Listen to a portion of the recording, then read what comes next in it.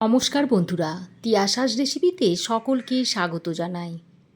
আজ আমি লাউ দিয়ে একটা দুর্দান্ত স্বাদের নিরামিষ রেসিপি আপনাদের সঙ্গে শেয়ার করব, যেটা হাতের কাছে থাকা কয়েকটা সামান্য উপকরণ দিয়ে খুব সহজভাবে বাড়িতেই তৈরি করে নেওয়া যায়। আর এইভাবে লাউ রান্না করে যদি গরমের দুপুরে ভাতের পাতে দেওয়া যায়, তাহলে সকলেই তৃপ্তি করে খাবে। আর এই লাউ খাওয়া যে আমাদের স্বাস্থ্যের পক্ষে কতটা উপকারী, সেটা আশা করি কারোরই অজানা নেই। তো আমার এই আজকের লাউয়ের নিরামিষ রেসিপি যদি আপনাদের ভালো লাগে, তো অবশ্যই একটা লাইক করবেন। আর আপনাদের একটা লাইক আমার ভিডিও বানানোর অনুপ্রেরণা যোগায়। আর আমার চ্যানেল এখনও না সাবস্ক্রাইব করে থাকলে প্লিজ চ্যানেলটা সাবস্ক্রাইব করার অনুরোধ রইল। তো চলুন আর দেরি না করে এই দুর্দান্ত স্বাদের মুখরোচক লাউয়ের নিরামিষ রেসিপিটা দেখে নেওয়া যাক। লাউয়ের এই দুর্দান্ত স্বাদের রেসিপিটা তৈরি করার জন্য এখানে আমি একটা বড় সাইজের লাউ নিয়েছি। তবে এই লাউটা থেকে অল্প একটু কেটে রান্নাটা করে দেখাবো। দেখুন, লাউটাকে কেটে আমি ধুয়ে নিয়ে চলে এসেছি। আর লাউটাকে এরকম একটু সরু সরু করে কেটে নিয়েছি। লাউটাকে সরিয়ে রেখে এবার একটা মিক্সিং জারের মধ্যে আমি মশলা তৈরি করে নিচ্ছি।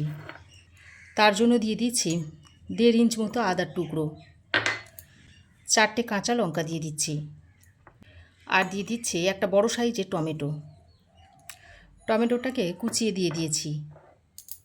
এবার আমি এর মধ্যে দিয়ে দিচ্ছি 1 চামচ জিরে গুঁড়ো, 1 চামচ দিয়ে দিচ্ছি ধনে গুঁড়ো, হাফ চামচ দিয়ে দিচ্ছি হলুদ গুঁড়ো, আর কাশ্মীরি লঙ্কার গুঁড়ো দিয়ে দিচ্ছি হাফ চামচ। এবার সামান্য পরিমাণে জল দিয়ে এর একটা মিহি পেস্ট তৈরি করে তো দেখুন, এই রকম একটা মিহি পেস্ট তৈরি করে নিয়েছি। আর দেখুন কালারটা কত সুন্দর হয়েছে। এবার কড়াই গরম করে দিয়ে দিচ্ছি তেল। তারপর এই গরম তেলে 4-5টা মতো পাঁপড় ভেজে নিচ্ছি।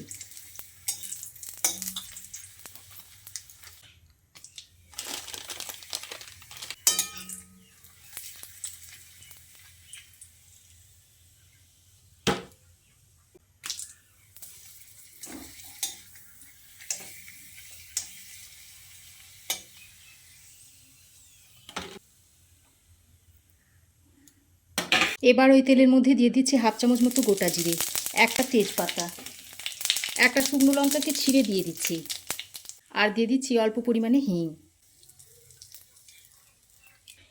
এবার ফোড়নটাকে কিছুক্ষণ ভেজে নিয়ে যে মশলাটা তৈরি করে রেখেছিলাম সেটা দিয়ে দিচ্ছি। এবার মশলাটাকে বেশ কিছুক্ষণ সময় ধরে ভালো করে কষিয়ে নিতে হবে। আর মশলা যত ভালো করে কষাবেন তরকারির স্বাদ কিন্তু ততই বাড়বে। দেখুন, বেশ খানিকক্ষণ সময় ধরে মশলা খুব ভালো করে কষিয়ে নিয়েছি। আর মশলার গা থেকে দেখুন তেল ছাড়তে শুরু করেছে।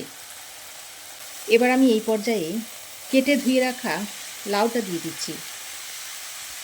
লাউটা দিয়ে মশলার সঙ্গে খুব ভালো করে কষিয়ে নিতে হবে।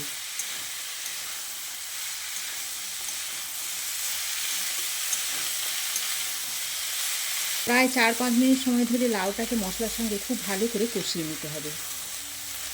বন্ধুরা, লাউয়ের রেসিপি তো আপনারা অনেকভাবেই খেয়েছেন।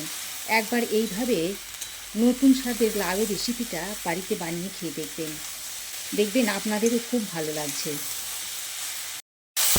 আর এই লাউটাকে কষাতে কষাতে আমি এর মধ্যে দিয়ে দিচ্ছি স্বাদ মতন নুন, আর অল্প একটু চিনি দিয়ে দিচ্ছি। তারপর নুন আর চিনিটা দিয়ে লাউয়ের সঙ্গে খুব ভালো করে নেড়ে চেড়ে মিশিয়ে নিতে হবে। এবার আমি যে পাঁপড়গুলো ভেজে রেখেছিলাম সেগুলো হাতের সাহায্যে এইভাবে একটু ভেঙে নিচ্ছি।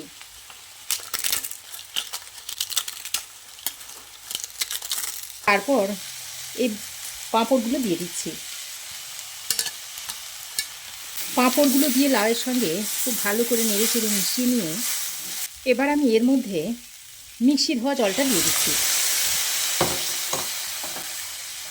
তারপর জলটা দিয়ে ভালো করে নেড়ে চেড়ে মিশিয়ে নিয়ে এবার জলটা দিয়ে খুব ভালো করে নেড়ে চেড়ে মিশিয়ে নিয়ে একটা ঢাকনা লাগিয়ে লাউটাকে ভালো করে সেদ্ধ করে নিতে হবে। ওদিকে রান্নাটা হতে হতে এদিকে ততক্ষণে একটা তরকা প্যানের মধ্যে বেশ কিছুটা কসুরি মেথি দিয়ে দিচ্ছি। তারপর গ্যাসের ফ্লেমটা অন করে এই কসুরি মেথিটাকে একটু ড্রাই রোস্ট করে নিচ্ছি। এইভাবে হাতের সাহায্যে নেড়ে চেড়ে নিলেই হবে। জাস্ট একটু হালকা গরম করে নিতে হবে, তাহলেই হবে।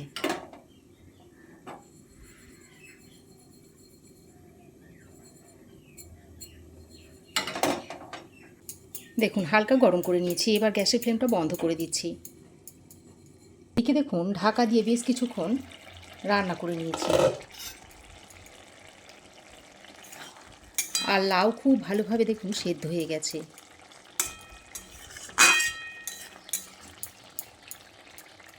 ব্যাস রান্না এখন হয়েই গেছে। এখানে কোনো ধনেপাতা বা অন্য কিছু দেব না, শুধু এই কসুরি মেথি, ড্রাই রোস্ট করা কসুরি মেথিটা এইভাবে উপর থেকে একটু ছড়িয়ে দেব। তারপর ভালো করে নেড়ে চেড়ে মিশিয়ে নিলেই লাউয়ের তরকারিটা সার্ভ করার জন্য একেবারেই রেডি হয়ে যাবে।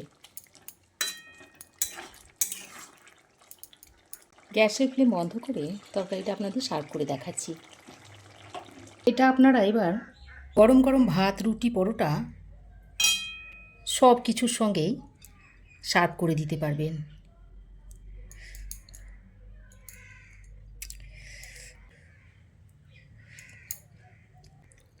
চুরমুড়ে পাঁপড় আর কসুরি মেথির সঙ্গে জাস্ট ফাটাফাটি লাগে। তাহলে দেখলেন তো বন্ধুরা, কত সহজে একটা মুখরোচক লাউয়ের রেসিপি ঝটপট বাড়িতেই বানিয়ে নেওয়া যায়। আর একদমই নতুনভাবে তৈরি এই লাউয়ের রেসিপিটা আপনাদের কেমন লাগলো অবশ্যই একটা কমেন্ট করে জানাবেন। ভালো লাগলে একটা লাইক ও শেয়ার করবেন। পাশে থাকা বেল আইকনটা অবশ্যই প্রেস করে দেবেন। আর আমার চ্যানেলে নতুন বন্ধু হয়ে থাকলে প্লিজ চ্যানেলটা সাবস্ক্রাইব করার অনুরোধ রইল। আজ এ পর্যন্তই, আবার দেখা হবে নতুন কোনো রেসিপি নিয়ে নেক্সট এপিসোডে। সে পর্যন্ত ভালো থাকবেন, সুস্থ থাকবেন। ধন্যবাদ।